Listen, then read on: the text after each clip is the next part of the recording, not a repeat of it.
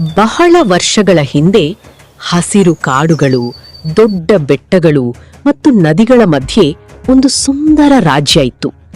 ಆ ರಾಜ್ಯವನ್ನು ಆಡುತ್ತಿದ್ದವರು ರಾಜ ವೀರೇಂದ್ರ. ಜನರನ್ನು ತಮ್ಮ ಕುಟುಂಬದವರಂತೆ ನೋಡಿಕೊಳ್ಳುತ್ತಿದ್ದರು. ಹಳ್ಳಿಯಲ್ಲಿ ಪ್ರತಿದಿನ ಹಬ್ಬದ ವಾತಾವರಣ. ಮಕ್ಕಳ ನಗು, ಮಾರುಕಟ್ಟೆಯ ಗದ್ದಲ, ರಾತ್ರಿ ದೀಪಗಳ ಬೆಳಕಿನಲ್ಲಿ ಅರಮನೆ ದೂರದಿಂದ ನೋಡಲು ಸ್ವರ್ಗದಂತಿತ್ತು. ರಾಜನ ಪತ್ನಿ ದೇವಯಾನಿ ಕೂಡ ಎಲ್ಲರ ಪ್ರಿಯ ರಾಣಿ. ಅವರಿಗೆ ಒಂದು ಚಿಕ್ಕ ಮಗಳಿದ್ದಳು, ರತ್ನಮಾಲ. ರಾಜಮನೆತನದ ತೋಟಗಳಲ್ಲಿ ಅವಳ ನಗು ಪ್ರತಿದಿನ ಕೇಳಿಸ್ತಿತ್ತು. ಆದರೆ ಒಂದು ರಾತ್ರಿ ಆ ರಾಜ್ಯದ ಭವಿಷ್ಯವೇ ಬದಲಾಗಿತು. ಆ ರಾತ್ರಿ ಭಾರೀ ಮಳೆ ಸುರಿತಿತ್ತು. ಮಿಂಚು ಗುಡುಗುಗಳಿಂದ ಆಕಾಶವೇ ನಡುಗುತ್ತಿತ್ತು.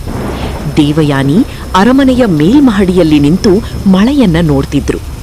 ಅಷ್ಟರಲ್ಲಿ ಅರಮನೆಯ ಉತ್ತರ ಭಾಗದಲ್ಲಿ ಒಂದು ವಿಚಿತ್ರ ನೆರಳು ಚಲಿಸುವುದು ಕಾಣಿಸಿತು. ಆ ಭಾಗ ಹಲವು ವರ್ಷಗಳಿಂದ ಬಂದಾಗಿತ್ತು. ಯಾರೂ ಅಲ್ಲಿ ಹೋಗ್ತಿರ್ಲಿಲ್ಲ. ದೇವಯಾನಿಯ ಮುಖದಲ್ಲಿ ಅನುಮಾನ. ಇಷ್ಟು ರಾತ್ರಿ ಅಲ್ಲಿ ಯಾರಿರಬಹುದು? ಅವರು ಒಂದು ಲ್ಯಾಂಟರ್ನ್ ಹಿಡಿದರು.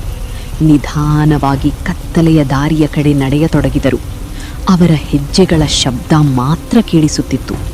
ಗಾಳಿ ಜೋರಾಗಿ ಬೀಸುತ್ತಿತ್ತು. ಅಷ್ಟರಲ್ಲಿ ಒಂದು ಭಯಾನಕ ಕಿರುಚಾಟ ಕೇಳಿಸಿತು. ದೇವಯಾನಿ, ಯಾರು ಅಲ್ಲಿ? ನೆರಳಿನಲ್ಲಿ ಅಡಗಿರುವವರು ಯಾರು? ಸೇನಾಧಿಪತಿಗಳೇ? ಆಮೇಲೆ ಪೂರ್ಣ ಮೌನ. ದೇವಯಾನಿ ಮತ್ತೆ ಮರಳಿ ಬರಲಿಲ್ಲ.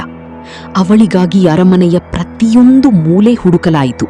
ಕಾಡು, ನದಿ, ಬೆಟ್ಟ, ಯಾವ ಸ್ಥಳವೂ ಉಳಿಯಲಿಲ್ಲ. ಆದರೆ ದೇವಯಾನಿಯ ಸುಳಿವೂ ಸಿಕ್ಕಲಿಲ್ಲ. ದಿನಗಳು ಕಳೆಯುತ್ತಾ ಹೋದವು. ಆದರೆ ಅವಳ ನೆನಪು ಮಾತ್ರ ರಾಜ ವೀರೇಂದ್ರನ ಹೃದಯವನ್ನು ಕಾಡುತ್ತಲೇ ಇತ್ತು. ಒಮ್ಮೆ ನಗುವಿನಿಂದ ತುಂಬಿದ್ದ ಅರಮನೆ ಈಗ ಮೌನದಲ್ಲಿ ಮುಳುಗಿತ್ತು. ನನ್ನ ರಾಣಿ ಎಲ್ಲಿಗೆ ಹೋದಳು? ನೀನ್ ಎಲ್ಲಿದ್ದೀಯಾ? ಆ ದಿನದಿಂದ ರಾಜ ಸಂಪೂರ್ಣ ಬದಲಾಗಿದರು. ಅವರು ಯಾರ ಜೊತೆಯೂ ಮಾತನಾಡುತ್ತಿರಲಿಲ್ಲ. ದಿನಗಳು ಕಳೆಯುತ್ತಾ ಹೋದವು. ರಾಜ ವೀರೇಂದ್ರ ವಿಚಿತ್ರವಾಗಿ ಅಸ್ವಸ್ಥರಾಗತೊಡಗಿದರು. ಅವರಿಗೆ ರಾತ್ರಿ ಭಯಾನಕ ಕನಸುಗಳು ಬರುತ್ತಿದ್ದವು. ಪ್ರತಿ ಕನಸಿನಲ್ಲೂ ದೇವಯಾನಿ ಸಹಾಯಕ್ಕಾಗಿ ಕೂಗುತ್ತಿರುವಂತೆ ಕಾಣುತ್ತಿತ್ತು. ಆ ನೆರಳು ಮತ್ತೆ ಬಂದಿದೆ. ದೇವಯಾನಿ, ನೀನ್ ಎಲ್ಲಿದ್ದೀಯಾ? ದಿನದಿಂದ ದಿನಕ್ಕೆ ರಾಜನ ಆರೋಗ್ಯ ಕ್ಷೀಣಿಸತೊಡಗಿತು. ರಾಜವೈದ್ಯರು ಎಷ್ಟೇ ಔಷಧಿ ಕೊಟ್ಟರೂ ಯಾವುದೇ ಫಲ ಕಾಣಲಿಲ್ಲ. ಆದ್ದರಿಂದ ರಾಜ ತಮ್ಮನಾದ ಮಹೇಂದ್ರನಿಗೆ ರಾಜ್ಯದ ಜವಾಬ್ದಾರಿ ಕೊಟ್ಟರು. ಮಹೇಂದ್ರ ಅಧಿಕಾರಕ್ಕೆ ಬಂದ ನಂತರ ಎಲ್ಲವೂ ಬದಲಾಗತೊಡಗಿತು. ಹಳ್ಳಿಯ ಜನರ ಮೇಲೆ ಕಠಿಣ ನಿಯಮಗಳು ಬಂದವು. ಹೆಚ್ಚು ತೆರಿಗೆ, ರಾತ್ರಿ ಹೊರಗೆ ಬರಲು ನಿಷೇಧ, ಯಾರೂ ಅರಮನೆ ಹತ್ತಿರ ಬರಬಾರದು. ಸೈನಿಕರು ಜನರನ್ನು ಭಯಪಡಿಸುತ್ತಿದ್ದರು. ಒಮ್ಮೆ ಸಂತೋಷದಿಂದ ತುಂಬಿದ್ದ ಹಳ್ಳಿ ಈಗ ಮೌನವಾಗಿತ್ತು. ರಾತ್ರಿ ಯಾರೂ ದೀಪ ಹಚ್ಚುತ್ತಿರಲಿಲ್ಲ. ದೂರದಲ್ಲಿ ನಾಯಿಗಳ ಅಳುವ ಶಬ್ದ ಮಾತ್ರ ಕೇಳಿಸುತ್ತಿತ್ತು. ಈ ಹಳ್ಳಿ ಏನೋ ತಪ್ಪಾಗಿದೆ. ರಾಣಿ ದೇವಯಾನಿ ಕಾಣೆಯಾದ ದಿನದಿಂದ ಶಾಂತಿ ಇಲ್ಲ. ನಿನ್ನೆ ರಾತ್ರಿ ನಾನು ಅರಮನೆಯ ಹತ್ತಿರ ಬಿಳಿ ನೆರಳೊಂದು ನಡೆಯುವುದನ್ನು ನೋಡಿದೆ. ಹಳ್ಳಿಯ ಜನರ ಮನದಲ್ಲಿ ದಿನದಿಂದ ದಿನಕ್ಕೆ ಭಯ ಹೆಚ್ಚುತ್ತಿತ್ತು. ಸೂರ್ಯ ಮುಳುಗಿದ ನಂತರ ಯಾರೂ ಮನೆಗಳಿಂದ ಹೊರಬರಲು ಧೈರ್ಯ ಮಾಡುತ್ತಿರಲಿಲ್ಲ. ವರ್ಷಗಳು ಕಳೆದವು. ಚಿಕ್ಕ ರತ್ನಮಾಲ ಈಗ ಧೈರ್ಯಶಾಲಿ ಯುವರಾಣಿಯಾಗಿದ್ದಳು. ಆದರೆ ಮಹೇಂದ್ರ ಯಾವಾಗಲೂ ಅವಳನ್ನು ಜನರಿಂದ ದೂರ ಇಡುತ್ತಿದ್ದ. ಅವಳು ಹಳ್ಳಿಗಳಿಗೆ ಭೇಟಿ ನೀಡಲು ಬಯಸಿದಾಗ ಯಾವುದೋ ಕಾರಣ ಹೇಳಿ ತಡೆಯುತ್ತಿದ್ದ. ರಾಜ್ಯದ ನಿರ್ಧಾರಗಳಲ್ಲಿ ಭಾಗವಹಿಸಲು ಪ್ರಯತ್ನಿಸಿದಾಗ ಇದಿನ್ನೂ ನಿನಗೆ ಸಮಯವಲ್ಲ ಎಂದು ಹೇಳುತ್ತಿದ್ದ. ರತ್ನಮಾಲಾಳಿಗೆ ಇದು ವಿಚಿತ್ರವಾಗಿ ಕಾಣತೊಡಗಿತು. ಒಂದು ದಿನ ಅವಳು ಸೇವಕರ ಮುಖದಲ್ಲಿ ಭಯ ಗಮನಿಸಿದಳು. ಯಾರೂ ಅವಳ ಕಣ್ಣಿಗೆ ಕಣ್ಣು ಹಾಕಿ ಮಾತನಾಡುತ್ತಿರಲಿಲ್ಲ. ಯಾರೋ ದೊಡ್ಡ ರಹಸ್ಯ ಮರೆಮಾಚಿದಂತೆ ಕಾಣಿಸುತ್ತಿತ್ತು. ಈ ಅರಮನೆಯಲ್ಲಿ ಏನೋ ಸರಿಯಿಲ್ಲ. ಎಲ್ಲರೂ ಏಕೆ ಭಯಪಡುತ್ತಿದ್ದಾರೆ? ನನ್ನ ತಾಯಿ ಕಾಣೆಯಾದ ಬಗ್ಗೆ ಯಾರೂ ಮಾತನಾಡುವುದಿಲ್ಲ ಏಕೆ? ಈ ಅರಮನೆಯ ಒಳಗೆ ಎಲ್ಲರೂ ಸತ್ಯವನ್ನ ಮರೆಮಾಚುತ್ತಿದ್ದಾರೆ. ಯಾರೂ ನನಗೆ ನಿಜ ಹೇಳುವುದಿಲ್ಲ. ನನ್ನ ತಾಯಿ ಕಾಣೆಯಾದ ರಹಸ್ಯವನ್ನ ನಾನು ಸ್ವತಃ ಕಂಡುಹಿಡಿಯಬೇಕು. ಸತ್ಯ ಈ ಅರಮನೆಯ ಗೋಡೆಗಳ ಒಳಗೆ ಇಲ್ಲ, ಅದರಾಚೆ ಎಲ್ಲೋ ಅಡಗಿದೆ. ನಾನು ಅರಮನೆಯ ಹೊರಗೆ ಹೋಗಿ ಉತ್ತರಗಳನ್ನು ಹುಡುಕುತ್ತೇನೆ. ಯಾವ ಅಪಾಯ ಬಂದರೂ ಪರವಾಗಿಲ್ಲ, ನನ್ನ ಕುಟುಂಬಕ್ಕೆ ಏನಾಯಿತು ಎಂಬ ಸತ್ಯವನ್ನ ನಾನು ತಿಳಿದುಕೊಂಡೇ ತೀರುತ್ತೇನೆ. ಆ ರಾತ್ರಿ ರತ್ನಮಾಲಾ ತನ್ನ ನಿರ್ಧಾರವನ್ನು ಕೈಗೊಂಡಳು. ಇನ್ನೂ ಕಾಯುವುದಕ್ಕೆ ಸಮಯವಿರಲಿಲ್ಲ. ಅರಮನೆಯೊಳಗೆ ಉಳಿದರೆ ಸತ್ಯ ಎಂದಿಗೂ ಸಿಗುವುದಿಲ್ಲ ಎಂಬುದು ಅವಳಿಗೆ ಅರ್ಥವಾಗಿತ್ತು.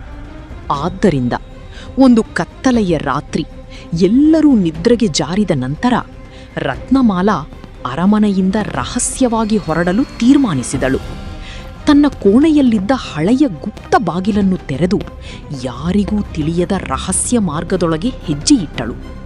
ಕೈಯಲ್ಲಿ ಒಂದು ಸಣ್ಣ ದೀಪ, ಹೃದಯದಲ್ಲಿ ಧೈರ್ಯ ಮತ್ತು ಮನಸ್ಸಿನಲ್ಲಿ ಅನೇಕ ಪ್ರಶ್ನೆಗಳೊಂದಿಗೆ ಅವಳು ಮುಂದೆ ಸಾಗಿದಳು. ಅಮ್ಮ, ನಾನು ಸತ್ಯವನ್ನು ಕಂಡುಹಿಡಿಯುತ್ತೇನೆ. ನಿಮಗೆ ಏನಾಯಿತು ಎಂಬುದನ್ನು ತಿಳಿದುಕೊಂಡೇ ಹಿಂದಿರುಗುತ್ತೇನೆ. ರಹಸ್ಯ ಸುರಂಗದಿಂದ ಹೊರಬಂದ ರತ್ನಮಾಲಾ ಅರಮನೆಯಿಂದ ದೂರದಲ್ಲಿದ್ದ ಒಂದು ಹಳೆಯ ಹಳ್ಳಿಯ ಕಡೆಗೆ ನಡೆದು ಹೋದಳು. ಆದರೆ ಹಳ್ಳಿ ವಿಚಿತ್ರವಾಗಿ ಕಾಣುತ್ತಿತ್ತು. ಮಧ್ಯರಾತ್ರಿಯಲ್ಲದಿದ್ದರೂ ಎಲ್ಲ ಮನೆಗಳ ಬಾಗಿಲುಗಳು ಬಿಗಿಯಾಗಿ ಮುಚ್ಚಿದ್ದವು. ಬೀದಿಗಳಲ್ಲಿ ಒಬ್ಬ ಮನುಷ್ಯನೂ ಕಾಣಿಸುತ್ತಿರಲಿಲ್ಲ. ಗಾಳಿಯ ಶಬ್ದ ಮಾತ್ರ ಸುತ್ತಮುತ್ತ ಕೇಳಿಸುತ್ತಿತ್ತು. ಇದು ನಮ್ಮ ರಾಜ್ಯವಾ? ಇಲ್ಲಿ ಯಾರೂ ಏಕೆ ಕಾಣಿಸ್ತಿಲ್ಲ? ಅವಳು ನಿಧಾನವಾಗಿ ಮುಂದೆ ಸಾಗುತ್ತಿದ್ದಾಗ ದೂರದಲ್ಲಿ ಒಂದು ವಯಸ್ಸಾದ ಅಜ್ಜಿ ಒಬ್ಬಳೇ ಕುಳಿತಿರುವುದು ಕಾಣಿಸಿತು. ರತ್ನಮಾಲಾ ತಕ್ಷಣ ಅವಳ ಬಳಿಗೆ ಓಡಿದಳು. ಅಜ್ಜಿ, ನನಗೆ ಸಹಾಯ ಬೇಕು. ನಾನು ಸತ್ಯವನ್ನು ಹುಡುಕುತ್ತಿದ್ದೇನೆ. ನನ್ನ ತಾಯಿ ಕಾಣೆಯಾಗಿದ್ದಾರೆ. ಸತ್ಯವನ್ನು ಹುಡುಕುತ್ತಿದ್ದೀಯಾ ಮಗಳೇ? ಹಾಗಾದರೆ ಅರಮನೆಯ ಹಳೆಯ ಭಾಗಕ್ಕೆ ಹೋಗು. ಅಲ್ಲಿಯೇ ಎಲ್ಲಾ ಉತ್ತರಗಳು ಅಡಗಿವೆ. ಯಾವ ಹಳೆಯ ಭಾಗ? ದಯವಿಟ್ಟು ನನಗೆ ಎಲ್ಲವನ್ನೂ ಹೇಳಿ. ಬೇಗ ಹೋಗು, ತುಂಬಾ ತಡವಾಗುವ ಮೊದಲು. ಅಷ್ಟರಲ್ಲಿ ರತ್ನಮಾಲಾಳ ಹಿಂದೆ ಒಂದು ಕಪ್ಪು ನೆರಳು ಚಲಿಸಿದಂತೆ ಕಾಣಿಸಿತು. ಅವಳು ತಕ್ಷಣ ಹಿಂದಿರುಗಿ ನೋಡಿದಳು. ಆ ಕ್ಷಣ ಕಪ್ಪು ನೆರಳು ಗಾಳಿಯಲ್ಲಿ ಕರಗಿದಂತೆ ಮಾಯವಾಯಿತು. ರತ್ನಮಾಲಾ ಗಾಬರಿಯಿಂದ ಮತ್ತೆ ಅಜ್ಜಿಯ ಕಡೆ ತಿರುಗಿ ನೋಡಿದಳು. ಆದರೆ ಅಜ್ಜಿ ಕೂಡ ಅಲ್ಲಿರಲಿಲ್ಲ. ಖಾಲಿ ಜಾಗ ಮಾತ್ರ ಉಳಿದಿತ್ತು. ಅಜ್ಜಿ, ಅಜ್ಜಿ, ನೀವು ಎಲ್ಲಿದ್ದೀರಿ? ಅವಳ ಧ್ವನಿ ಇಡೀ ಹಳ್ಳಿಯಲ್ಲಿ ಪ್ರತಿಧ್ವನಿಸಿತು. ರತ್ನಮಾಲಾಳ ಮುಖದಲ್ಲಿ ಭಯ ಸ್ಪಷ್ಟವಾಗಿ ಕಾಣಿಸುತ್ತಿತ್ತು, ಏಕೆಂದರೆ ಅವಳ ಸಾಹಸ ಈಗಷ್ಟೇ ಆರಂಭವಾಗಿತ್ತು. ನಿಮ್ಗೆ ಇಷ್ಟವಾಯ್ತೆ? ಹಾಗಿದ್ರೆ ಪ್ಲೀಸ್ ಸಬ್ಸ್ಕ್ರೈಬ್ ಮಾಡಿ, ಲೈಕ್ ಮಾಡಿ.